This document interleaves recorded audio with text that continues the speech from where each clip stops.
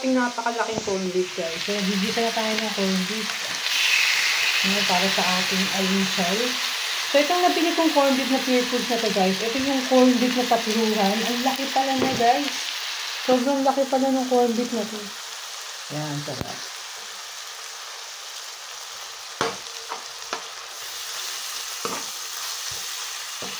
So, yan. Mukhang kakapasin tayo ng kanin ito. Kasi ubusan tayo ng bigas guys, hindi tayo nakabili.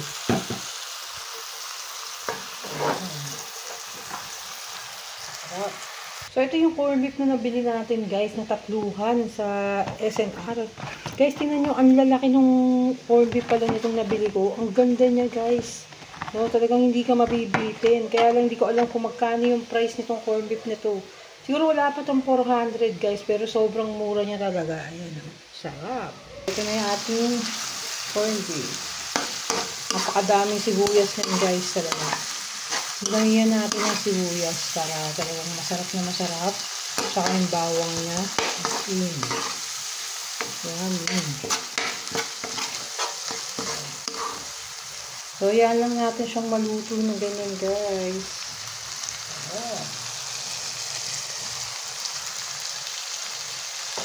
Sibuyas na. Sarap ng maraming sibuyas sa corned beef guys. So, lalagyan pala natin ito ng paminta. Ayan. So, yan. Lalagay tayo ng pamintang powder. Powder na paminta ilalagay natin dyan para masarap talaga at malasa talaga guys. Ayan na nga. Ilagay natin ang corned beef. Mabilisang luto na naman ito guys. Hindi pa tayo namimili.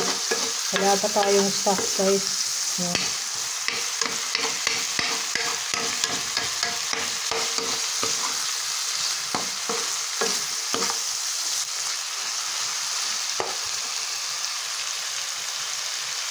Ang sarap nito.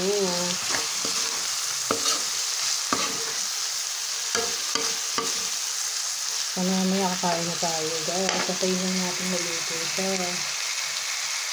So, yun na nga guys. Hayaan lang natin siya kumulo na kumulo. Yung ating corned beef guys. Grabe. Para mas masarap guys. Mas nalutong-luto siya. Sarap nito. Hayaan lang natin siyang umano. So, nakikita niyo yung mga sibuyas dyan. Sarap. Grabe oh. Ganda nito.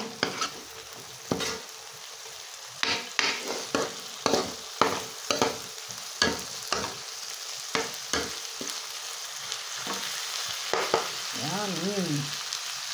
Kayo ba, anong paborito niyong mga corned beef guys? Mga kapatay gutom. Anong corned beef ang inyong paboritong nilalamay?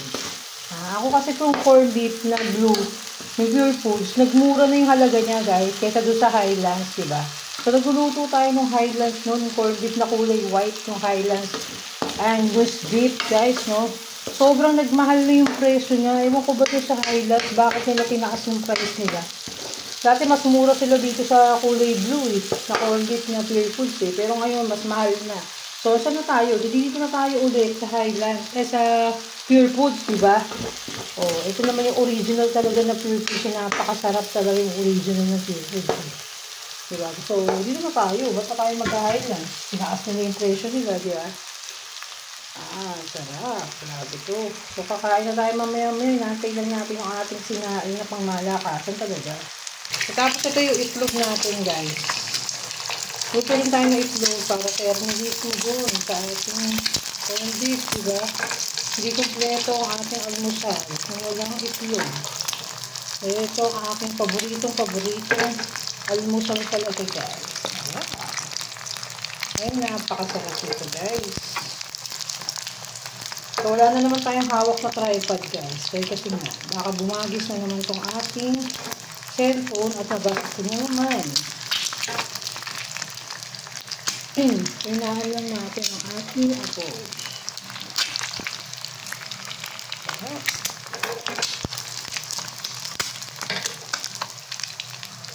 So, yan, patayin na natin, guys. Maya-maya kukunin na natin yung egg na yan.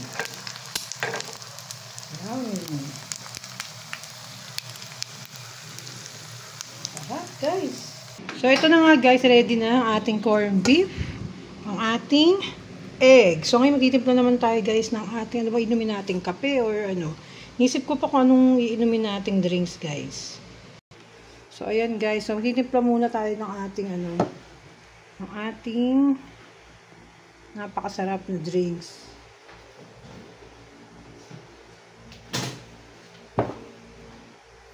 So, ito ang ating water. Ay, mainit guys. Grabe. Punong-puno kasi guys. Yan, water. So, konting hot water lang guys. Yan, balik muna natin dyan.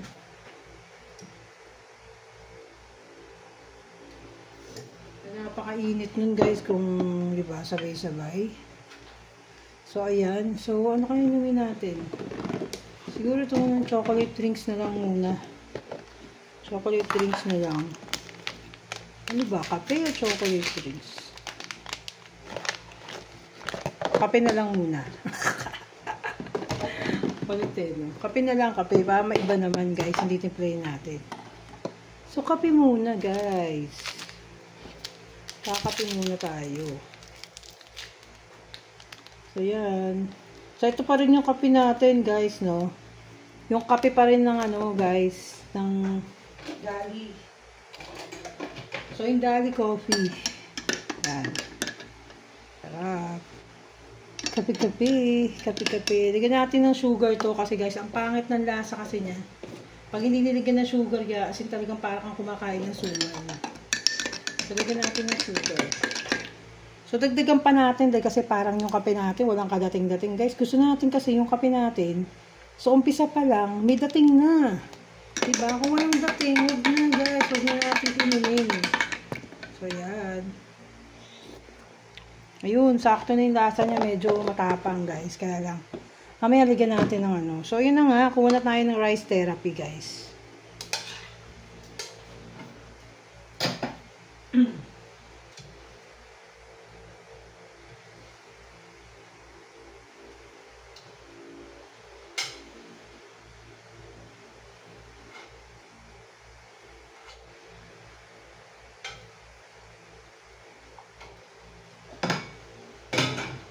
So, yan, limited lang yung kanin natin, guys. Limited. So, limited, guys. So, yan na nga.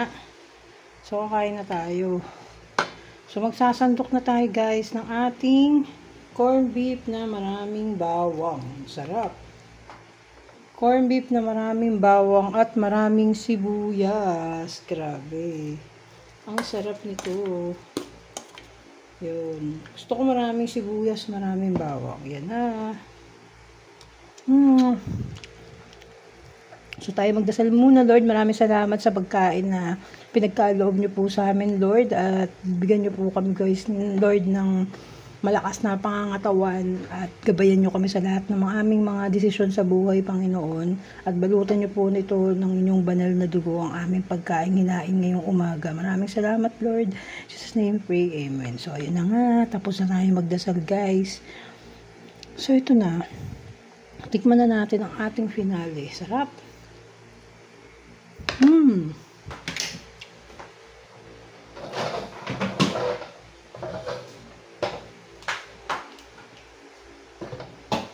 Sarap mga kapatay gutom.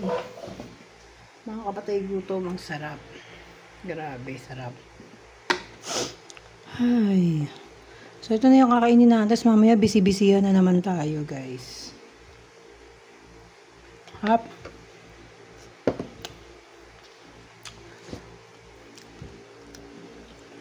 Ang sarap ng egg.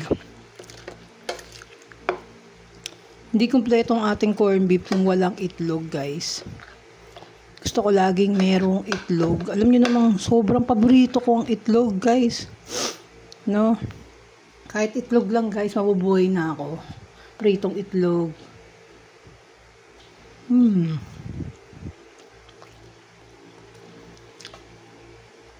Sarap. Almusal. Tingnan nyo, linaw nung camera ko, no? Cellphone.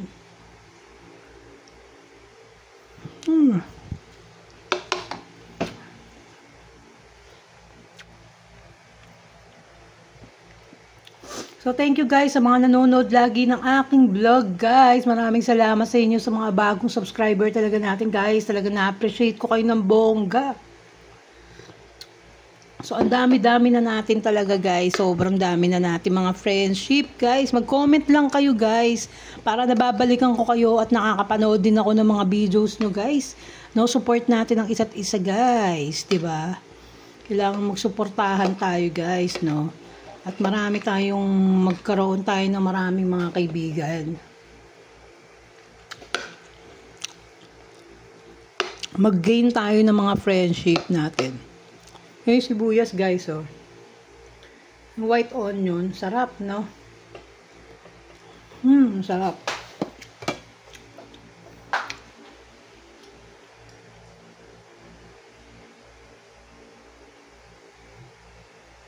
Hindi ko masyadong na-toast yung corned beef. Gusto ko yung medyo toast na corned beef, eh.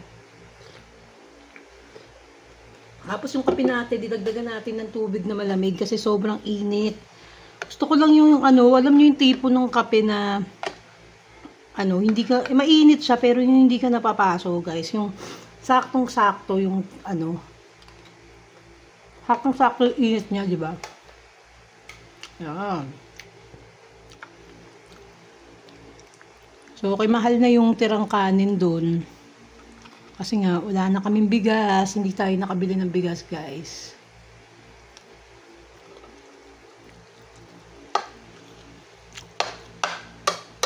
Ang sarap ng corned beef. May lasa na siya, guys. Hindi na ako nag-asin dito. Asin, may lasa na siya. May na siya, guys. Kasi, matamis na yung guys. Ang sarap, eh. Matamis na yung sibuyas, guys. So, hindi na natin kailangan mag-salt, guys. So, matamis na kasi. Yan. Ang ating itlog. Napakasarap. Itong almusal naman natin, guys. Sobrang simple lang itong almusal natin talaga, diba? Napakasimple lang. Makapagsado-sado lang tayo tuwing umaga. Mapakita ko lang sa inyo kung ano yung almusal ko.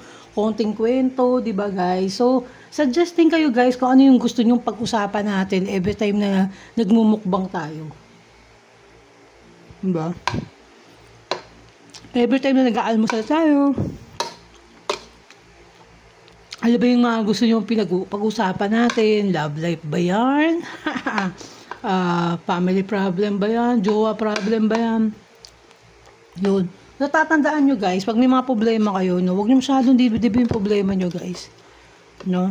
Yung problema nyo, idasal nyo lang ng idasal yan lahat ng mga problema nyo. Araw-araw nyo lang idasal yan. Huwag kayong magsawa na magdasal. Dahil kasi hindi naman, nakikinig naman si Jesus sa atin. Ang Panginoon nakikinig sa atin yan. No, alam niya kung ano yung talagang laman ng puso natin, di ba? Kung talagang sincere tayo do sa pinagdadasal natin, di ba? Kaya huwag kayong magsasawa, guys. Huwag niyong pagsawa ang magdasal.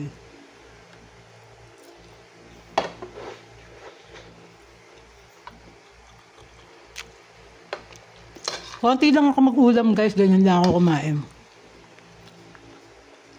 Ganyan lang, di ba? Share ko lang sa inyo kung ano mga kinakain ko. So, paggawa ng bahay ko doon sa pinagagawan ko, guys. Sana makapagluto ako doon, guys, no? Makapagluto ako. Kasi wala talagang gamit pa. Hindi pa namin malalagyan ng gamit yung bahay ko. Kasi nga lilipat kami, guys, ng Pasig. So, babalik kami ulit ng Pasig, guys.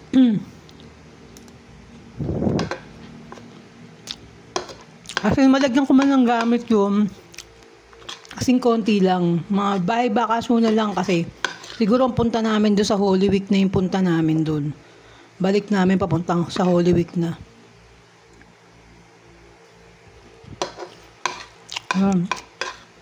Sana nga sa Monday.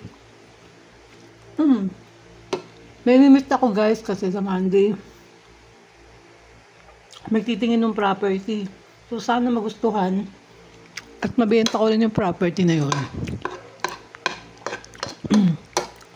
At makagalaw-galaw pa tayo, guys, no? Makabili pa tayo ng mga property, mag-invest pa tayo ng mga property, guys, hanggat may pera tayo, no? Dahil kasi yung property tumataas na yan. Pero kung ano-ano yung mga pinagbibili natin, dapat iisip natin yung talagang pangmatagalan na investment.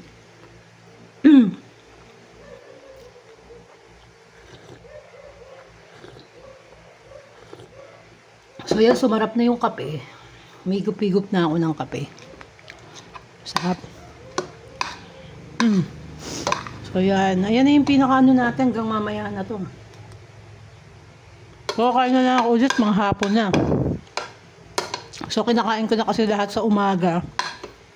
Tapos ang kain ko na ulit nito mga 1:00 na guys.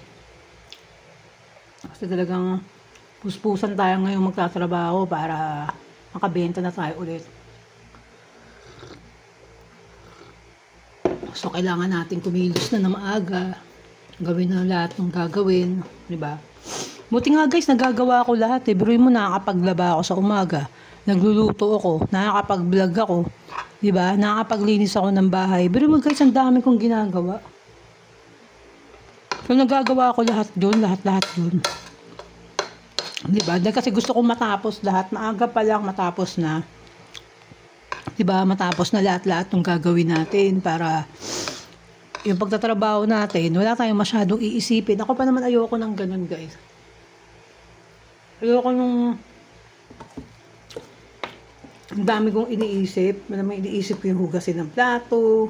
Diba, yung ganun. Gusto ko lahat. Tapos na lahat. Yung mga gagawin ko, tapos na lahat-lahat yun. Diba, para wala akong iniisip na ayoko nang kasi nung yung paligid mong madumi paligid mo.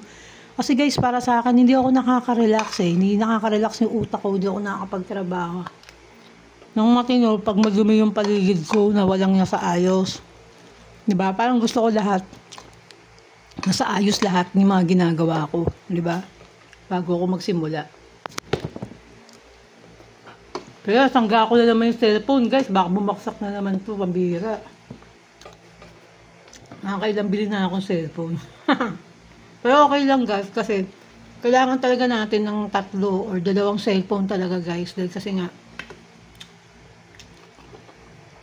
sobrang dami nating kausap guys. No?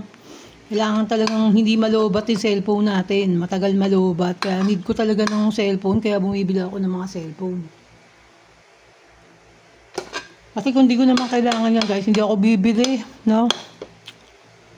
Pero kung talagang kailangan lang talaga natin, talagang bibili talaga tayo.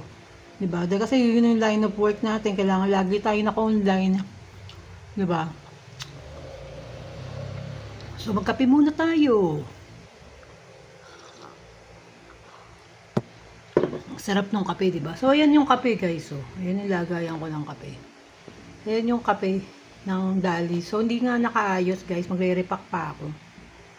Yun. So, yan na nga guys. Ito na lang ang aking ano sa inyo guys. Ngayong umagang to, no? So, ang sarap ng kain natin guys. Ni Amoreng Kapatay Gutom, no? Mga kapatay gutom dyan. Magandang umaga sa inyo. At mabuhay kayong lahat. Sa lahat ng mga subscriber. At nanonood lagi sa aking live. So, maraming salamat sa mga nag-aantay lagi na mag-live ako. Pero hindi ko magawa guys na araw-araw mag-live dahil kasi sobrang ano talaga guys. Ang hina ng signal talaga ng wifi namin dito. No guys, so temporary lang naman. Pag nakalipat na kami, malakas na ulit. Excuse, nag-burp ako. Malakas na ulit ang ating wifi, no? So yan, maraming salamat again. So mag-comment lang kayo na mag-comment guys. So mga nanonood kay Amore Vlog, Kapatay Guto, #Lola Basyang, Babu.